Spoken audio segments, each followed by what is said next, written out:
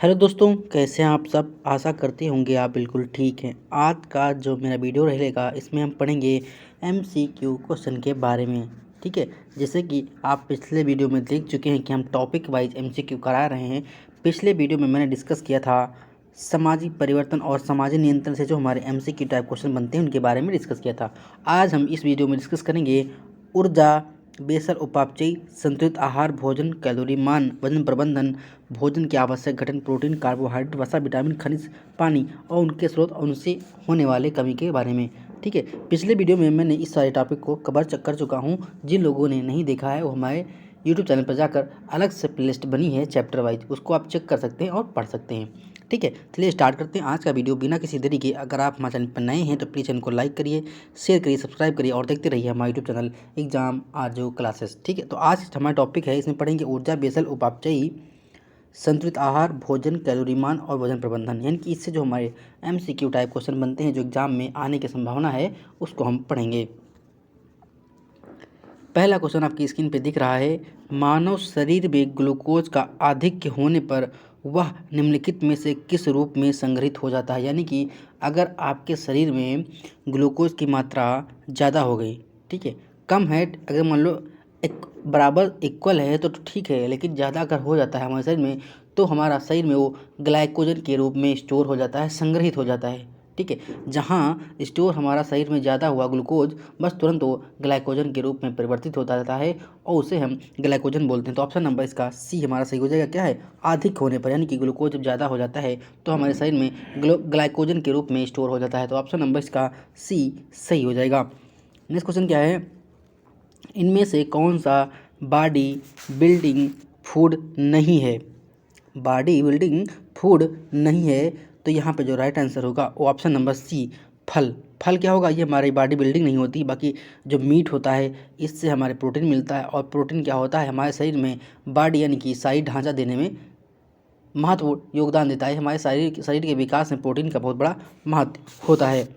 ठीक है, तो ऑप्शन नंबर इसका नहीं पूछा है तो सी फल हो जाएगा। दाल और सीम, यानी कि जो दाल होते हैं ये हमें प्रोटीन की स्रोत होते हैं और इनसे भी हमारा शरीर बनने में निर्माण होता है।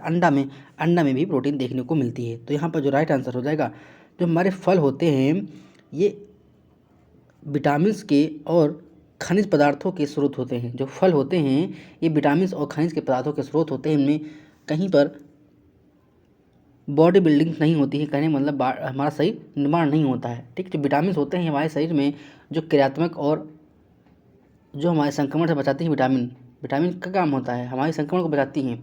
ठीक है, तो जो हमारे बॉडी बिल्डिंग नहीं है वो हमारा फल हो जाएगा। फल ये हमारे शरीर में विटामिन और खनिज के रूप में फल हमको देते हैं। ठीक है, तो यहाँ पर बॉडी बिल्डिंग का नहीं है तो ऑप्शन नंबर सी हमारा सही हो जाएगा। नेक्स्ट क्वेश्चन क्या है, निम्नलिखित में से कौन से कैल्शियम का सबसे बढ़िया स्रोत है।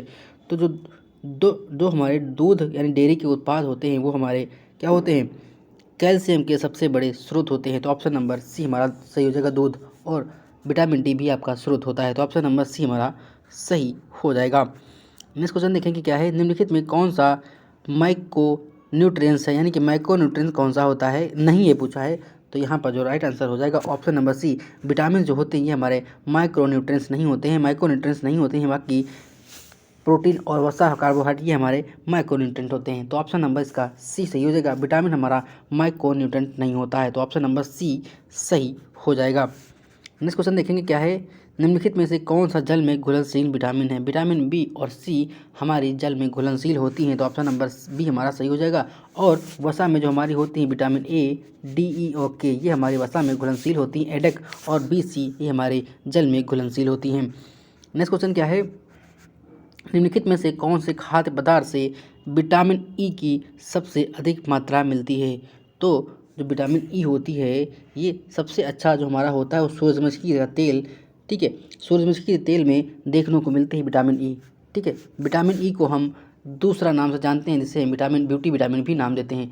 तो विटामिन ई को हम ब्यूटी विटामिन के नाम से भी जाना जाता है। कमेंट बॉक्स में बताइएगा विटामिन ई का रासायनिक नाम क्या होता है। हम जब विटामिन का चैप्टर पढ़ रहे थे तो वहाँ पर सारे विटामिन के रासायनिक नाम और उनसे क्या होता है, उनकी कमी से क्या होता है और वो कहाँ से प्राप्त होते हैं इनके बारे में डिस्कस किया था। तो जिन लोगों ने विटामिन का अच्छे से नहीं देखा है वो मेरे यूट्यूब चैनल पर विटामिन नाम का वीडियो बड़ा है उसको देख लेंगे, वो मेरे हाथ के बने हुए नोट्स हैं और हमने वहाँ पर ट्रिक वाइज बताया है। ठीक है, तो उसको आप देख सकते हैं, पढ़ सकते हैं और अपने नोट्स भी बना सकते हैं। ठीक है, तो विटामिन ई का आप रासायनिक नाम बताइएगा क्या होगा। अच्छा, क्वेश्चन जब आपसे पूछते हैं तो आपको लगता होगा, बुरा लगता होगा। बुरा नहीं लगना चाहिए आपको, आपके अंदर पता होना चाहिए कि हाँ विटामिन ई का क्या नाम है। मैंने पता नहीं कितनी बार बताया है। ठीक है, तो विटामिन ई को हम विटामिन ब्यूटी विटामिन भी बोलते हैं। अच्छा, ब्यूटी कैसे याद रखेंगे कि हम विटामिन ई को ब्यूटी, तो BEAUT, ब्यूटी का स्पेलिंग यही तो होता है, तो इसमें ई आ गया तो विटामिन ई को ब्यूटी विटामिन भी बोलते हैं। तो हमारा सूरजमुखी तेल में पाया जाता है। और जो सूरजमुखी का तेल होता है या विटामिन ई की कमी से महिलाओं में जो बांझपन होता है, बांझपन, तो विटामिन ई की कमी से महिलाओं में बांझपन हो जाता है और पुरुषों में नपुंसकता देखने को मिलती है। ठीक है, तो विटामिन ई की कमी से महिलाओं में बांझपन और पुरुषों में नपुंसकता देखने को मिलती है विटामिन ई की कमी से। तो ऑप्शन नंबर बी हमारा सही हो जाएगा। नेक्स्ट क्वेश्चन है, विटामिन सी की कमी से कौन से होता है स्कर्वी। ठीक है, विटामिन सी हमारे शरीर में कभी भी स्टोर नहीं होती, ये हमारे यूरिन के थ्रू बाहर निकल जाती है। निम्नलिखित में से कौन सा पोषक तत्व ऊतकों की मरम्मत के लिए आवश्यक है, यानी कौन सा पोषक तत्व न्यूट्रेंट है जो हमारे ऊतक यानी कि टिश्यू रिपेयर के लिए अति आवश्यक है, तो वो हमारा होता है ऑप्शन नंबर डी प्रोटीन। जो प्रोटीन होता है हमारे शरीर निर्माण में बहुत ही लाभदायक होता है, इसीलिए जो जिम लोग जाते हैं वो प्रोटीन का सेवन बहुत करते हैं, दूध से बने उत्पाद बहुत खाते हैं। इसलिए खाते हैं क्योंकि उनको अपनी मसल्स को डेवलप करना होता है, मसल्स को बढ़ाना होता है। इसलिए जो हमारे टिश्यू यानी कि ऊतक जो काम करते हैं, हमारे प्रोटीन काम करती है ऊतक को मरम्मत करने का, तो ऑप्शन नंबर डी इसका सही हो जाएगा। नेक्स्ट क्वेश्चन क्या है, शुद्ध और पीने पानी योग्य कहलाता है, यानी कि जो शुद्ध और पीने योग्य पानी है उसे हम क्या बोलते हैं। यहाँ पर थोड़ा हम जूम इन करते हैं, आप समझने की कोशिश करिएगा। शुद्ध और पीने वाले योग्य पानी कहलाता है, उसे हम पोर्टेबल जल बोलते हैं। तो ऑप्शन नंबर डी इसका सही हो जाएगा, पोर्टेबल जल बोलते हैं। Option number D is the right answer. Next है, पायरिडॉक्सिन का दूसरा नाम है, यानी कि विटामिन डी का एक रासायनिक नाम है पायरिडॉक्सिन। ऐसी कौन सी विटामिन है जिसका नाम पायरिडॉक्सिन है, तो इसका जो हमारा राइट आंसर होगा option number A vitamin B6 का जो नाम होता है वो पायरिडॉक्सिन होता है। इसको आप स्टार मार्क के लिख लीजिए, क्योंकि एक बार हम MCQ टाइप क्वेश्चन करवा रहे थे, वहाँ पर ये देखने को मिला था। नेक्स्ट है, बांध्यता रोधी विटामिन के रूप में किसे जाना जाता है, यानी कि जो बांध्यता रोधी विटामिन के रूप में किसे जाना जाता है, तो उसका जो राइट आंसर होगा वो ऑप्शन नंबर वही विटामिन ई हो जाएगा, जब भी हम पढ़े थे विटामिन ई। ठीक है, और इसका जो रासायनिक नाम है वो आप कमेंट बॉक्स में बताइएगा, विटामिन ई का रासायनिक नाम क्या होता है। ठीक है, तो ऑप्शन नंबर बी इसका सही हो जाएगा। नेक्स्ट है, लिपिड जो सामान्य परिवहन और विशेष रूप से यकृत में अन्य लिपिड के उपयोग के लिए आवश्यक, उसे क्या बोलते हैं, उसे क्या बोला जाता है, उसे हम लेसीथिन बोलते हैं। क्या बोलते हैं, लेसीथिन बोलते हैं। और ऑप्शन नंबर सी हमारा सही हो जाएगा। ठीक, option number C is the right answer. Protein का अंतिम उत्पाद क्या है, इससे आप सब लोग जानते हैं, जो अमीनो अम्ल होता है ये हमारा प्रोटीन का अंतिम उत्पाद होता है, तो ऑप्शन नंबर बी हमारा सही हो जाएगा। नेक्स्ट क्वेश्चन देखेंगे क्या है, किस खनिज की कमी से असामान्य रक्त कोशिका विकास और अस्थि विखंडीकरण की डीमिनरलाइजेशन होता है, उसे हम क्या बोलते हैं, उसे हम तांबा बोलते हैं। ठीक है, शरीर में जब तांबा की कमी होती है तो हमारे रक्त कोशिका का विकास और अस्थि विखंडीकरण होता है, यानी कि डीमिनरलाइजेशन होता है। तो ऑप्शन नंबर इसका हमारा बी सही हो जाएगा, तांबे की कमी से। Option number B is the right answer. Next question क्या है, डाट डाट द्वारा मानव शरीर का तापमान बनाए रखा जाता है, यानी कि किसकी वजह से मानव शरीर का तापमान बना रहता है, तो हमारी जो वसा होती है ये हमारे बॉडी के टेम्परेचर को मेंटेन करने का काम करती है। तो ऑप्शन नंबर इसका ए सही हो जाएगा। जो फैट होती है, वसा होती है, ये हमारे बॉडी के टेम्परेचर को मेंटेन करने का काम करती है। तो यहाँ पर जो राइट आंसर होगा ऑप्शन नंबर ए वसा हो जाएगा, फैट हो जाएगा। नेक्स्ट है, जानवरों में कार्बोहाइड्रेट का स्थानांतरण जानवरों में कार्बोहाइड्रेट का भंडारण किस के रूप में होता है, जो हमारे जानवर होते हैं उनमें जो कार्बोहाइड्रेट का स्टोर होता है, संग्रहण होता है, वो किस रूप में होता है, तो हमारा ग्लाइकोजन के रूप में होता है। यहाँ पर जो राइट आंसर होगा ऑप्शन नंबर बी ग्लाइकोजन के रूप में होता है। Option number B is the right answer. Next है, निम्नलिखित में से कौन सा प्रक्रिया एंजाइम कार्बोहाइड्रेट के पाचन में शामिल नहीं है, क्वेश्चन को पूरा पढ़ना है। तो एंजाइम कार्बोहाइड्रेट के पाचन में शामिल नहीं है, लैक्टोज शामिल होता है, सुक्रेज नहीं है, सुक्रोज होगा, ये भी शामिल होता है, एमाइलेज, लेकिन लाइपेज नहीं होता है। ये हमारे कार्बोहाइड्रेट के पाचन में शामिल नहीं होता है। बाकी ऊपर जो हमारे 3 दिए हुए हैं ये शामिल होते हैं। तो ऑप्शन नंबर नहीं पूछा है, तो ऑप्शन नंबर डी हमारा सही हो जाएगा। Option number D is the right answer. Next है पोटेशियम तत्व का प्रतीक क्या है। पोटेशियम तत्व का प्रतीक क्या है, तो इसका जो प्रतीक होता है, सिंबल होता है, वो हमारा के होता है। अच्छा, पी क्या होता है, फास्फोरस होता है। पीटी क्या होता है, पेट्रोलियम होता है। अच्छा, डब्लू क्या होता है, डब्लू टंगस्टन का होता है। किसका होता है, डब्लू ये टंगस्टन का होता है। आप इसको जनरली आप लोग डब्लू का नहीं जानते होंगे। डब्लू हमारा टंगस्टन होता है, जिसका सबसे हाई मेल्टिंग पॉइंट होता है, जो 3380 डिग्री सेल्सियस होता है। ठीक है, ये एग्जाम में बहुत बार पूछा जाता है कि टंगस्टन जो हमारा धातु है, इसका सबसे उच्च गलनांक होता है। ठीक है, टंगस्टन का उच्च गलनांक होता है, इसीलिए आपने जो बल्ब होते हैं, जो पहले 100 वाट के बल्ब आते थे, जो रेड रेड जलते थे, पीले पीले जलते थे, उनका जो हमारा अंदर वो बना होता था फिलामेंट, वो टंगस्टन का बना होता था। इसीलिए वहाँ पर अत्यधिक ताप होने की वजह से वो गलता नहीं था। मैं फिर से बता रहा हूँ, जो पहले आज के 10-15 साल पहले एलईडी नहीं, अब तो एलईडी जलती है, पहले एक बल्ब आता था पीला पीला जलता था, ठीक, येलो कलर का, उसके अंदर जो फिलामेंट होता था, यानी कि जो तंतु होता, अच्छा, जो जलता था अंदर, ठीक है, जो जलता था, वो हमारा टंगस्टन का बना होता था। इसीलिए बना होता था क्योंकि उसकी हाई मेल्टिंग यानी कि उच्च गलनांक होता था, जो हमारा 3380 डिग्री सेल्सियस पर पिघलता था। इसीलिए जो बल्ब के अंदर का टेम्परेचर होता है ज़्यादा होता है, इसीलिए वहाँ पर टंगस्टन का यूज करते थे, ताकि हमारा बल्ब ख़राब ना हो, जल्दी बल्ब फ्यूज ना हो। ठीक है, तो कभी कभी एग्जाम में पूछता है, जो हमारा बल्ब का होता है फिलामेंट, वो हमारा टंगस्टन का बना होता है। टंगस्टन को हम डब्लू से रिप्रेजेंट करते हैं, जिसका जो मेल्टिंग पॉइंट होता है, यानी गलनांक होता है, हमारा 3380 डिग्री सेल्सियस होता है। ठीक है, बाकी आप कैल्शियम का के होता है, फास्फोरस का पी होता है, और डी यानी प्लेटिनम का पीटी होता है। तो यहाँ पर पोटेशियम पूछा है, तो ऑप्शन नंबर सी हमारा सही हो जाएगा। मैंने चारों ऑप्शन को डिस्कस कर दिया हूँ। नेक्स्ट है वृद्धि और स्वास्थ्य के लिए आवश्यक भोजन उपलब्ध कराने या प्राप्त करने की प्रक्रिया डॉट डॉट कहती हैं, उसे हम बोलते हैं पोषण, यानी कि न्यूट्रिएंट बोलते हैं। Option number A is the right answer. Nutrition बोलते हैं, option number A is the right answer.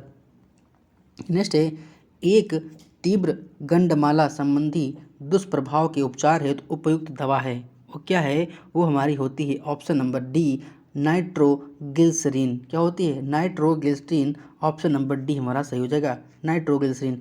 अच्छा, बहुत से लोग करते हैं कि कमेंट करते हैं कि एग्ज़ाम डेट कब आएगी, तो मैं उनको बता दूं, अभी कुछ एग्ज़ाम डेट का मैंने आरटीआई खुद यूपी त्रिपल को आरटीआई ये डाला था कि सर बताइए कि टोटल फॉर्म कितने पड़े हैं और शॉर्ट लिस्ट की डेट कब तक आएगी। उधर से मेरे आरटीआई का कोई भी रिप्लाई अभी तक नहीं आया है। जिस दिन रिप्लाई आएगा, मैं वीडियो के थ्रू आपको तुरंत बताऊँगा कि ये रिप्लाई में उस आरटीआई का रिप्लाई क्या है, तुरंत स्क्रीनशॉट लेकर आपको बताऊँगा कि उस रिप्लाई का आरटीआई का रिप्लाई क्या है। ठीक है, तो तैयारी अपनी ज़बरदस्त करते रहिए। अभी शॉर्ट लिस्ट नहीं आया है, शॉर्ट लिस्ट होने के बाद आपका एग्ज़ाम होगा। तो मान के चलिए आप किसी के बहकावे में ना आइए, केवल तैयारी करते रहिए। बहुत से यूट्यूब पे आपको देखा होगा कि अपडेट आ गई, आप लोग बेवकूफ़ बनाते हैं। ठीक है, तो बेवकूफ़ बनाने वाला काम को नहीं करना है, हमको केवल पढ़ाई करनी है। ठीक है, तो अपने हिसाब से तैयारी करते रहिए। जब एग्ज़ाम आएगा तो इतनी अपनी तैयारी ज़बरदस्त रखिए कि एक ही बार में झटके से एग्ज़ाम निकल जाए। ठीक है, तैयारी ज़बरदस्त रखना है, किसी के बहकावे में नहीं आना है। जब एग्ज़ाम डेट आएगी तो देख लेंगे। ठीक है, हम देख लेंगे, क्योंकि हमारी तैयारी बहुत अच्छे से चल रही है। जब एग्ज़ाम आएगा तो देख लेंगे, किसी के बहकावे में ना आए, टाइम वेस्ट मत करिए। ठीक है, बहुत लोगों को टाइम नहीं मिलता पढ़ने का, तो उनसे बता दें कि अब अगर आप जॉब कर रहे हैं तो रास्ते में कहीं जा रहे हैं, आ जाएँ, तो कहीं भी ईयरफोन लगा के आप नॉर्मल स्पीड से ना लेकर 2 की स्पीड में मोबाइल चला रख लीजिए, आराम से देखते रहिए। ठीक है, तो समय का उपयोग करिए, मिसयूज़ ना करिए। आते हैं क्वेश्चन के ऊपर। एक तीव्र, जो यहाँ पर राइट आंसर होगा नाइट्रोग्लिसरान, हमने बता ही दिया। नेक्स्ट क्वेश्चन क्या है, जिन लोगों को पीडीएफ चाहिए, तो हमारे टेलीग्राम, इस समय हमारे टेलीग्राम चैनल पे पीडीएफ का थोड़ा इशू हो रहा है, क्योंकि मैं पीडीएफ अगर डाल रहा हूँ तो अपलोड नहीं हो रही है। ठीक है, बहुत लोगों को चाहिए है कि सर हमको पीडीएफ चाहिए, पीडीएफ मैं प्रोवाइड करवा देता था हर वीडियो के तुरंत बाद, लेकिन इस टाइम पीडीएफ अपलोड टेलीग्राम पे नहीं हो रहा है। पता नहीं क्या टेक्निकल इशू हो गया हमारे चैनल पे, वो पीडीएफ अपलोड ही नहीं हो रही है, बार बार रिट्राई हो रहा है। जैसे ही वो इशू ख़त्म होती है, मैं आपको तुरंत ही सारे पीडीएफ एक साथ अवेलेबल करवा दूंगा। ठीक है, तो टेंशन मत लीजिए, पढ़ते रहिए, अच्छे से तैयारी करते रहिए, टेंशन बिल्कुल भी नहीं लेना है। निम्नलिखित हार्मोनों में किसके संश्लेषण के लिए सूक्ष्म पोषक तत्व आयोडीन की आवश्यकता होती है, किसके संश्लेषण के लिए, तो हमारा थायराक्सिन जो होता है, थायराक्सिन, या उसे ट्राई आइडोथायरोनिन बोलते हैं। तो यहाँ पर जो राइट आंसर होगा ऑप्शन नंबर बी हमारा सही हो जाएगा। नेक्स्ट क्वेश्चन क्या है, हाइपर क्लेमिया के उपचार हेतु उपयोग की जाने वाली ड्रग क्या है। जो हमारा हाइपर क्लेमिया होती है, उसके उपचार के लिए कौन सी ड्रग यानी दवा है, उसका नाम जो होता है हमारा होता है कैल्शियम ग्लूकोनेट। क्या होता है, कैल्शियम ग्लूकोनेट बोलते हैं। तो ऑप्शन नंबर डी हमारा सही हो जाएगा।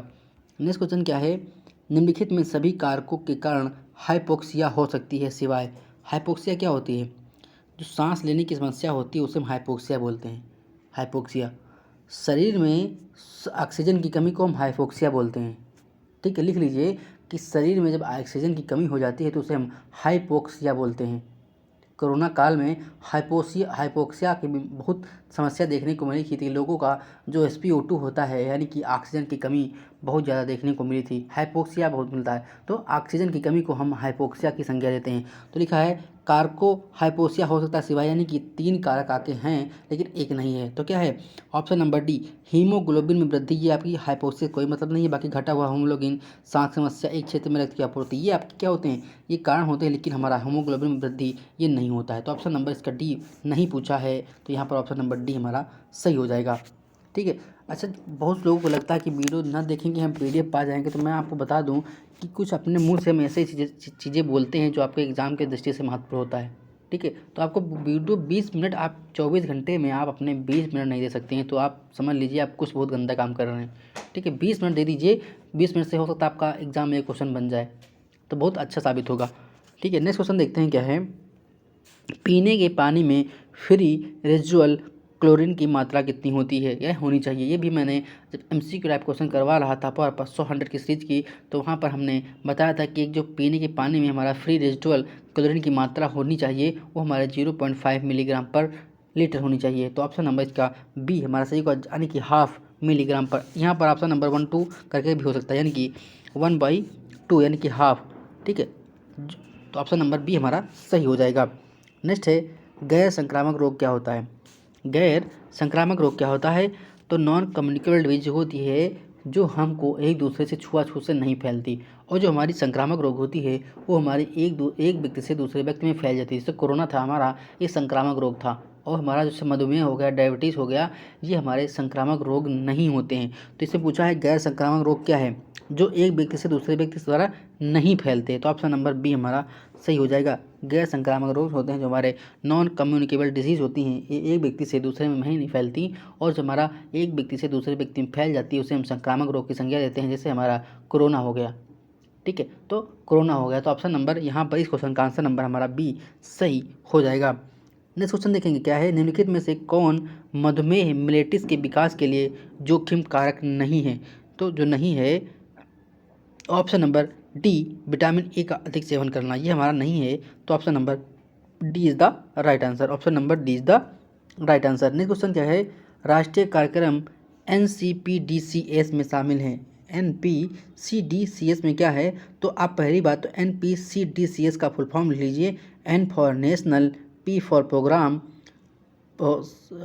Programme, for prevention, and C for control of cancer, and D for diabetes, and C for cardiovascular disease and stroke. तो इसको आप लिख लीजिए फुल फॉर्म में, फिर से बोल रहा हूँ, पूरा नाम बोल रहा हूँ, national programme for prevention and control of cancer, diabetes, cardiovascular disease and stroke. ठीक, इसका फुल फॉर्म था, और इसके तहत जो हमारी बीमारी थी वो शामिल थी कैंसर, मधुमेह, हृदय रोग और स्ट्रोक। यानी इस कार्यक्रम के तहत आपकी 4 बीमारी थी। कौन थी, कैंसर, मधुमेह, हृदय और स्ट्रोक। तो हमारी ये 3 बीमारी थी, तो ऑप्शन नंबर बी हमारा सही हो जाएगा। ये हमारा NPCDCS प्रोग्राम था जिसके तहत कैंसर, मधुमेह, हृदय और स्ट्रोक इन बीमारियों को शामिल किया गया था। तो ऑप्शन नंबर बी हमारा सही हो जाएगा। नेक्स्ट है, निम्न में से कौन सा टाइप मधुमेह का एक प्रमुख कारण है। कौन सा कारण एक मधुमेह का प्रमुख कारण है, तो हमारा मोटापा जब होता है तो उसमें मधुमेह, यानी जो लोग मोटे होते हैं उनमें मधुमेह का यानी कि डायबिटीज़ का खतरा ज़्यादा रहता है। तो ऑप्शन नंबर बी हमारा सही हो जाएगा। नेक्स्ट है, डाट में रोगियों के उपचार हेतु मौखिक हाइपोग्लाइसेमिक एजेंटों का उपयोग किया जा सकता है, उसे हम बोलते हैं टाइप 2 मधुमेह। क्या बोलते हैं, टाइप 2 मधुमेह। Option number B is the right answer. Next question है, किस विरेचक यानी पुरकेटिव से हाइपोकैलेमिया हो जाता है, उसे हम क्या बोलते हैं, वो हमारा अरंडी का तेल होता है। क्या होता है, अरंडी या कॉस्टर ऑयल बोलते हैं। ठीक, castor oil, CASTOR, castor oil या अरंडी का तेल बोलते हैं। तो ऑप्शन नंबर बी हमारा करेक्ट हो जाएगा।